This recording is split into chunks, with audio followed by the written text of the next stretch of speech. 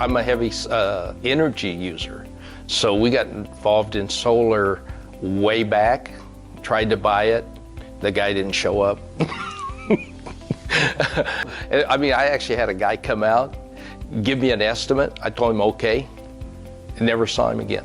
Yeah, I have a shop, I have a jacuzzi, yeah, you know, all these things. So, and I have an electric car.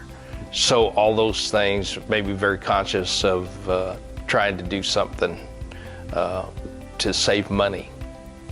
So we tried to buy solar twice and couldn't get the job done. So then my neighbor bought solar.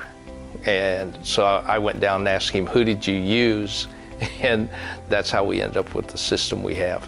Well, I got an immediate call. My neighbor said, oh, this guy's really good. He called me immediately. He came out, he gave me a proposal. They showed up on time, they put it in, they followed through. I mean, they did a really good job.